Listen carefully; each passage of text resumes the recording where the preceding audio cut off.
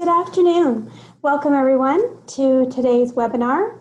My name is Lisa Reynolds and I am the Customer Success Manager here at ClearConnect. Joining me in the presentation today is Jeremy Gatton, our National Account Manager. Jeremy will be available during the webinar to help with any questions. Simply click on the Q&A icon in your meeting window and type your question. In today's session, we're going to dive into the following topics and show how effective patient communication can help reduce no-shows, can get your office ahead of the game regarding overdue recalls, and help find ways to fill gaps in your schedule. So let's take a look at how putting effective communication systems in place can help your office to profit. First, let's look at helping you to reduce no-shows in the clinic. No-shows are the hardest gaps to try to fill. So if we can prevent them in the first place by having a proper cycle of care and using automated patient communication systems, all the better for you and your office stress levels. Automation is your software's ability to message your patient based on a predetermined set of rules. Recommended tasks to automate include your cycle of care. So we're going to look at appointment reminders. Patients often book 3, 6, 9, even 12 months in advance. Sending them a reminder closer to their actual booked for date is a way to alert them to the appointment in hopes that they haven't forgotten. This is a reminder only. Best practice is to send these notifications 7 to 10 days before the appointment. Most offices recommend not asking the patient to confirm at this time, as they may forget that they have confirmed and then miss the appointment altogether. A better system would be to notify them again after the reminder with an appointment confirmation message. A request for a confirmation is something you will want to send 3 to 4 days prior to the appointment, depending on your office cancellation policy. This confirmation request requires an action from the patient to acknowledge the appropriate appointment or contact the office to reschedule. Offices will sometimes avoid asking the patient to confirm, as they see that as giving the patient an option to cancel. So they will approach it as a courtesy notification and ask the patient to acknowledge the reserved appointment. Pre-medication reminders are also very important to reducing gaps and no-shows in your schedule. Alerting your patient to the need to pick up and take their pre-medication prior to the appointment can drastically help in assuring that the patient can be seen when they arrive. Having this process automated will help prevent openings in your schedule that can't be filled due to timing. New patient welcome messages are not just a nice-to-have item. As a new patient to the office, time can be lost waiting for the patient to arrive, find proper parking, fill in the required forms, read over the office policies. So instead, try to automate this process with a welcome to the office notification. That gives them time in advance to review your policies and figure out how to get to your office on time. New patient welcome messages are also an important thing to send out after the first appointment, to thank them for choosing your team and let them know that you appreciate them. It gives the patient a means to connect with you in the future, and they feel like they're a part of your dental family immediately. If they are a part of a family, then we're hoping that they are typically less likely to let you down by not showing up to the appointment. New booked appointment notifications are essential in keeping the schedule full down the road. So this is preventative. So what you're doing here is you are trying to help your schedule, even though it's 6 months down the road or 9 months down the road. You're trying to do something now that's going to help keep your cycle of care and keep your schedule full. So do away with handwritten cards and reduce the patient call back to the office to recheck the time that they had maybe misheard, and now your office is spending time looking up those appointment details for your patient. So instead, have a system in place to send out notifications to all of the patients that booked a new appointment today. This will help in that cycle of appointment reminders and confirmations. Receiving this notification, they can add it directly to their digital calendar, and there should be no surprises 6 months later when they receive your appointment reminder notification, and the cycle of care begins again. So, how can you achieve the best results using automated notifications? Well, the key is to set your rules. For best results, setting the number of days in advance, the type of notification, and even the time that the reminder is sent out all play a part in a successful notification system. All of these factors should all be considered when setting up your automation schedules. For instance, an email may be better as a tool to use for your new patient welcome messages, as you can include things like maps, parking, and links to your website for further information. Whereas an appointment reminder may be better received as a text message sent the evening before the appointment.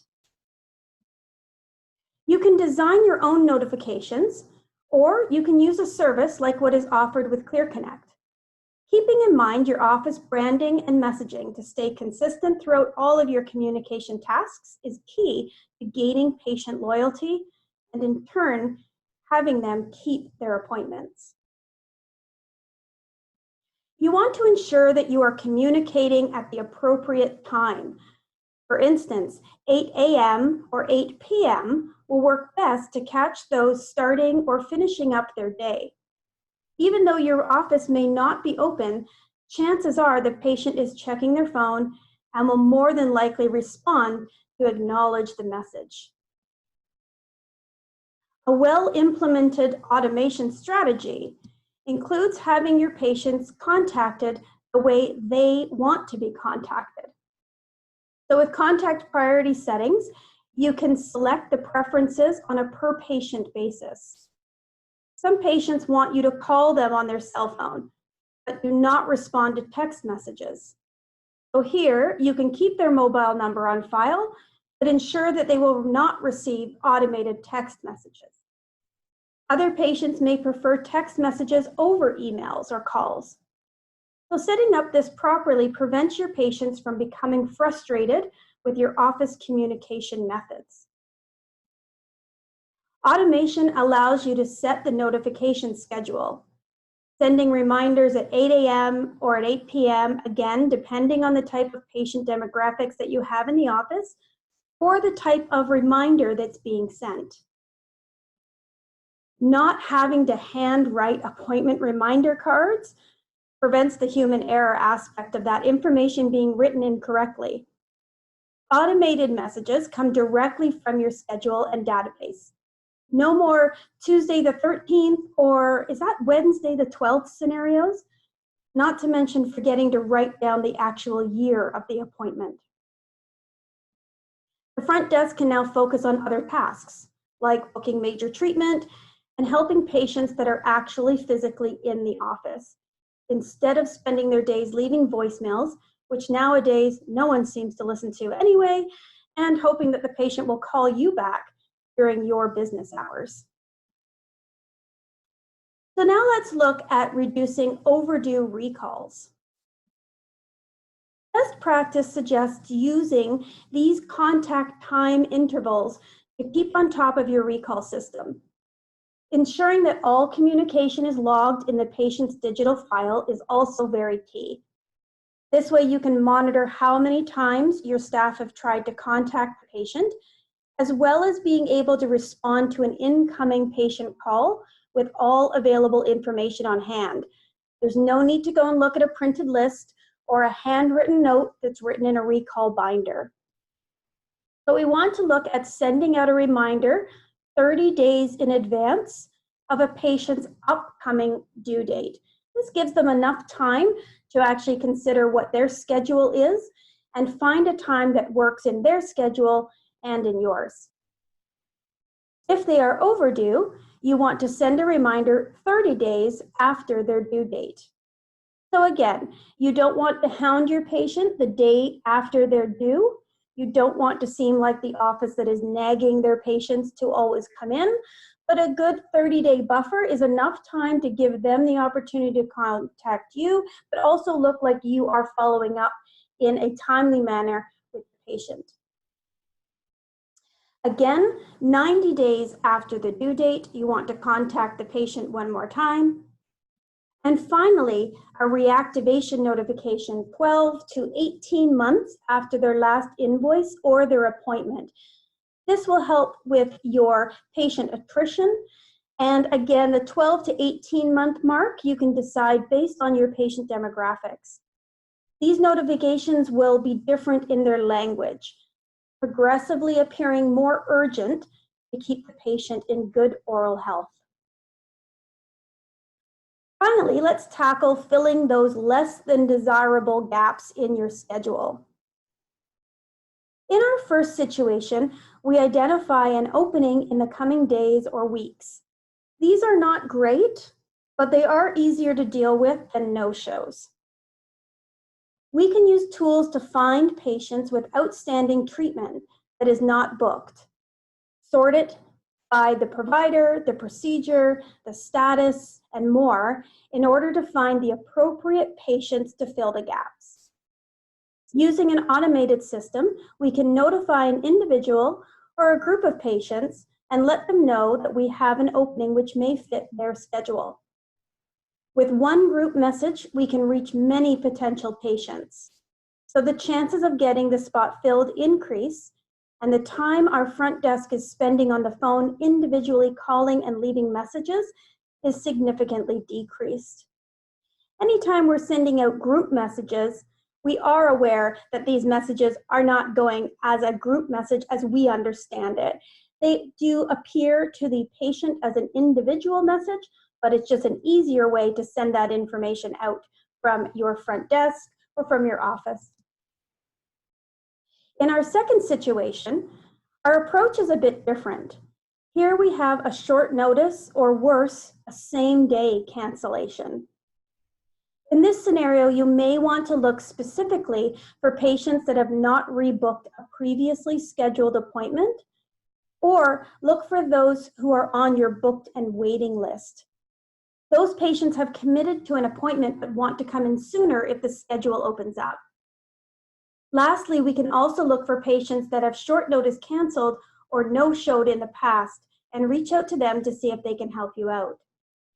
It is best to organize your contact by sorting your lists, sort by provider, units, or requested time, and status, etc., so that you can find the right patient at the right time.